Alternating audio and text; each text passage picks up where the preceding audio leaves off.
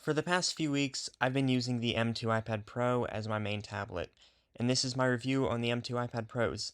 I've had the 11-inch and the 12.9-inch, but I've only kept the 11-inch. You've probably heard all of the other tech channels talk about how useless the upgrades are, but if you go back about 10 years in the Mac lineup, we saw frequent quarterly or yearly CPU upgrades to the Macs, with little to no other changes, and nobody had a problem with that because it was still an upgrade. These new iPads stay at the same price point as last year, and Apple doesn't exactly intend you to upgrade from the M1 iPad Pros to this M2 iPad Pro.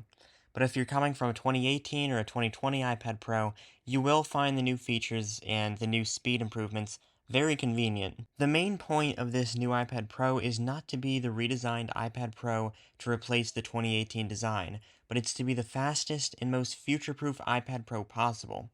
If you were already buying an iPad Pro M1 and the new M2 version came out, you would probably be happy because you'd get a newer device with better specs for the same price point.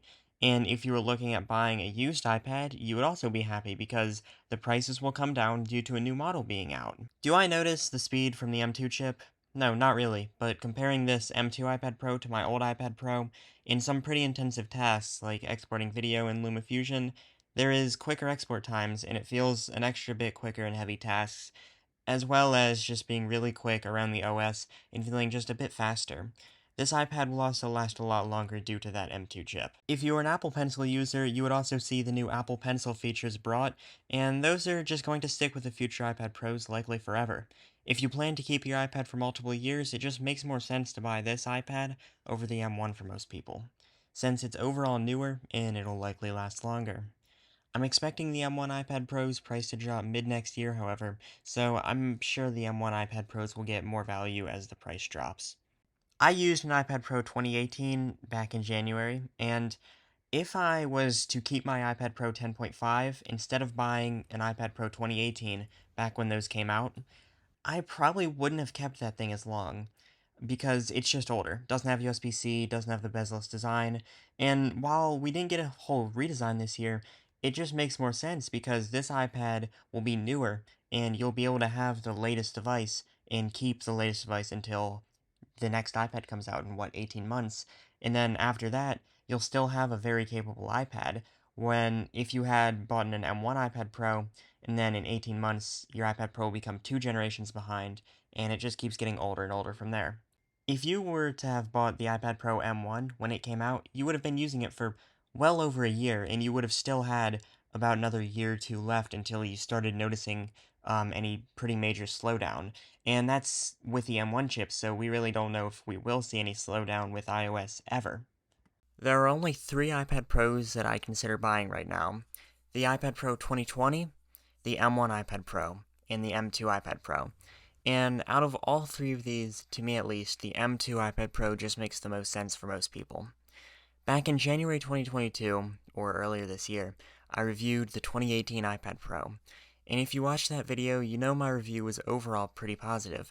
But in the following weeks after that review, I ended up buying an iPad Pro M1 because the battery life was degrading very quickly on my old 2018 iPad Pro. I can easily say that my M2 iPad Pro 12.9-inch battery lasts 3 hours longer than my 2018 iPad Pros did, even before most of that battery degradation happened. Also, the 2018 iPad Pro's battery health was around 80 to 90%. I also got to experience the mini LED on an iPad, as my 2021 iPad Pro was an 11-inch and the technology is very nice, but the issue that I expected and heard about is present, which would be the mini LED blooming effect, which I noticed pretty soon after unboxing my iPad. It's not an overall killer to the experience, and it definitely is better than the liquid retina on my 11-inch, but it can be annoying when a dark area of the display is lit up by the time or the home bar. I returned the 12.9-inch iPad Pro, but I missed the mini LED display, so hopefully Apple can bring either OLED or mini LED to an upcoming 11-inch iPad Pro lineup. I've had every generation of iPad Pro from the original 12.9-inch version from back in 2015, and I can say that Apple has basically fixed every problem we've had with the iPad Pros.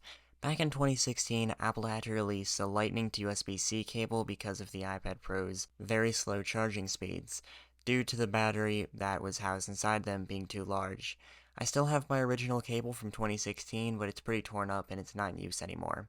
These iPads also had bending issues since 2015. Both of my old 12.9-inch iPad Pros bent at one point, my 2015 and my 2018 model, and it's really unpreventable with such a large form factor, although the bending issues also happen on nearly any other comparably sized tablet on the market. And of course, iOS 16 doesn't take advantage of the iPad's hardware still, and Apple is probably never going to give us Final Cut or any other pro software on the iPad, although we're not getting a laptop experience. This device was never marketed as a laptop, rather as a laptop replacement. The MacBook Air and iPad Pro are not comparable. Even with all the accessories, the iPad Pro is, in the end, still an iPad. It's going to get more features that an iPad will benefit from instead of other laptop features, and I think that's fine because iOS is not meant to be a whole laptop replacement. It's meant to be the best version of a mobile operating system. A lot of people asked for MagSafe or a second USB-C port on the iPad, and that would be a cool concept, but it makes no sense because MagSafe is apparently able to charge at 15 watts. But when it takes over 3 hours to charge an iPhone, it will take so much longer to charge an iPad. And Apple will throttle the speeds due to overheating. And if Apple released a 25 or 30 watt MagSafe iPad charger, they would have to increase the charging speeds on the iPhone too, which they don't seem to want to do at all. So MagSafe would make little to no sense, and I also don't think Apple wants to put a second USB-C port on the iPad Pro since it's still a tablet. If you enjoyed this video, a like is appreciated, and if you want to see similar content, you can subscribe. Thanks for watching, and goodbye.